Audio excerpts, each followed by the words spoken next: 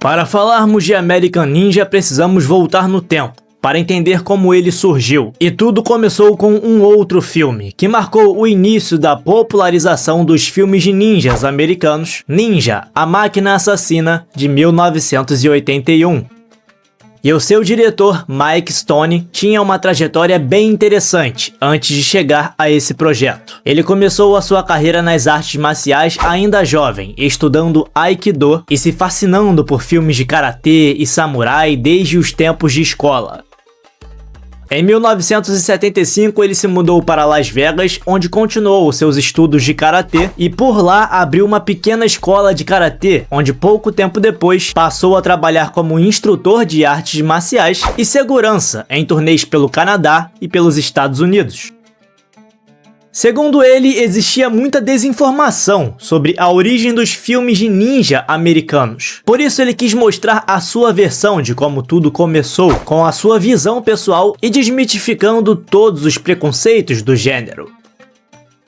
E um dia, enquanto atravessava o Sunset Boulevard, ele percebeu um prédio com o nome Canon. E por algum impulso inexplicável, ele entrou na empresa, mesmo sem saber o que estava fazendo. E lá ele apresentou o seu conceito sobre filme de ninjas, algo que nunca tinha sido feito nos Estados Unidos. E o chefão da Canon Films, Menahem Golan, topou marcar uma reunião para discutir a possibilidade de transformar um roteiro em filme. E durante a reunião, Golan perguntava por que Mike estava tão empolgado com esse projeto, e Mike explicava que o seu interesse por esse tipo de filme vinha de anos de admiração por filmes de samurais, artes marciais e ação, e como tudo isso influenciou o seu preparo físico e mental que tinha sido acumulado desde a infância. E ele acreditava que esse conceito de ninja, misterioso e desconhecido, tinha potencial para capturar a imaginação do público americano. Então Mike formou uma equipe de especialistas em artes marciais para fazer as cenas de ação, e eles treinavam intensamente antes e durante as filmagens nas Filipinas, garantindo as coreografias realistas e intensas. E o talento e a dedicação no filme foram essenciais para transformar um roteiro em um filme de sucesso. Apesar da empolgação de filmar Ninja, a Máquina Assassina, os produtores perceberam que ele não seria a estrela ideal, não poderia atuar também no filme, mas que precisariam das habilidades dele como lutador e coreógrafo, especialmente dentro das limitações orçamentárias da Canon Films. Então eles começaram a busca pelo ator principal. Curiosamente, Franco Nero, o protagonista do filme, nunca havia praticado artes marciais antes. Mas isso não foi problema para o produtor Menahem Golan, que decidiu escalar Nero para o papel principal. Franco Nero já era uma estrela graças ao clássico Django, um western spaghetti de 1966, que o consagrou como uma das maiores estrelas do cinema italiano. Era um personagem durão, com um estilo próprio, e essa fama com certeza ajudou a Canon olhar para ele e apostar nele nesse novo projeto. Mesmo sem ser um primor do cinema, com um roteiro com diálogos que mais arrancavam risadas do que faziam sentido, e até com cenas de ação que tinham um jeitão meio atrapalhado, Ninja, a Máquina Assassina acabou pegando o público de jeito, especialmente quando foi lançado nas fitas de VHS. E na história acompanhamos Kou, um veterano do exército que acabou de terminar seu treinamento de ninjitsu no Japão.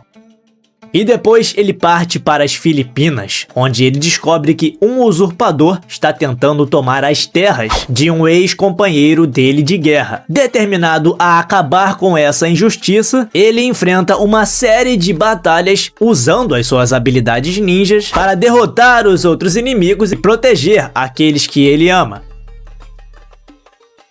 Era um filme que não chegava aos pés dos filmes de Bruce Lee, por exemplo, nos anos 70, mas conseguiu acender a febre por filmes de ninja, e depois do sucesso desse filme, era só questão de tempo para que lançassem uma sequência. E A Vingança do Ninja saiu em 1983, e nesse filme, Cho Ozaki tenta levar uma vida tranquila com sua mãe e seu filho lá nos Estados Unidos, mas a paz não dura. Uma das bonecas da galeria esconde heroína parte do esquema do amigo traidor Brayden, então ele mata a mãe de Cho e sequestra Kane, forçando Cho retornar à ação. E no final, depois de muita luta, muita traição, ele consegue derrotar Brayden e retorna com seu filho, e foi também um filme que fez muito sucesso. Para fechar a trilogia, em 1984 lançaram Ninja 3, A Dominação. E dessa vez a história acompanha uma telefonista, que também é instrutora de aeróbica e que é possuída por um espírito ninja maligno de um guerreiro ninja caído. E o espírito usa o corpo dela para se vingar dos policiais que o mataram. Deram uma grande viajada aqui, mas ainda continua divertido com suas cenas de ação. Fato é que o sucesso do primeiro filme e as suas sequências ajudaram a popularizar esse gênero de filmes de ninja nos anos 80. E nos Estados Unidos começou uma onda de filmes de ninja, abrindo caminho para outros sucessos como American Ninja. Michael Dudikoff, diferente do que muita gente pensa, ele não começou a sua carreira chutando ou dando voadoras por aí. Na verdade, o cara trabalhava como garçom em um restaurante badalado na beira da praia lá na Califórnia dos anos 70. E foi nesse emprego que a vida dele começou a dar uma guinada, quando um editor de uma revista viu o garoto e o chamou para desfilar. Ele topou e não demorou para se transformar em um modelo profissional, estampando campanhas de peso, inclusive para marcas como Calvin Klein e Coca-Cola. Mas Dudikoff queria mais do que só posar, e em 1978 ele conseguiu uma ponta na série Dallas, e logo depois apareceu em 2 episódios de Happy Days. Aos poucos foi migrando para o cinema, mas sempre em papéis pequenos, como coadjuvante, até que veio a grande chance. Em 1985, a Canon buscava um ator para um novo filme de ação. A primeira opção era Chuck Norris, mas ele recusou, dizendo que se iria fazer um novo filme de ação, queria o seu rosto sendo mostrado, e num filme de ninja isso não aconteceria. Então a solução foi buscar em mais de 400 candidatos o ator certo. E foi aí que Michael Dudikoff entrou e se tornou o escolhido para estrelar American Ninja. E o sucesso foi imediato. Com uma boa bilheteria, Dudikoff virou uma das estrelas principais da Canon Filmes naquele momento. E no filme ele chega como um bad boy lá no pelotão, brincando com uma faca borboleta, enquanto se encosta em um caminhão do exército. Com uma marra que parecia resgatar James Dean, lá do clássico Juventude Transviada, ele não queria se juntar aos outros. Não tinha o menor interesse em trabalho de equipe. Numa vibe à la Steve McQueen em Fugindo do Inferno, sem trocar palavras. Aliás, o filho de Steve McQueen, Chad McQueen, foi especulado para o papel principal, mas não foi adiante. E no filme, ele só abriria a boca mais lá pra metade da história, assim como Rambo fazia em seus filmes. É também um filme recheado de elementos asiáticos, como sempre acontecia nos filmes de Chuck Norris. Aliás, Chuck Norris foi um dos responsáveis por aproximar o cinema oriental de ação do cinema ocidental. E aqui vemos a inserção dos ninjas. Ninjas contra soldados, armas versus espadas, shurikens, correntes. E Michael Dudikoff também era uma espécie de MacGyver. Usava tudo o que tinha à sua disposição, arremessava até chave de fendas nos outros. Em uma cena, ele até para flechas em alta velocidade com o uso de uma pá.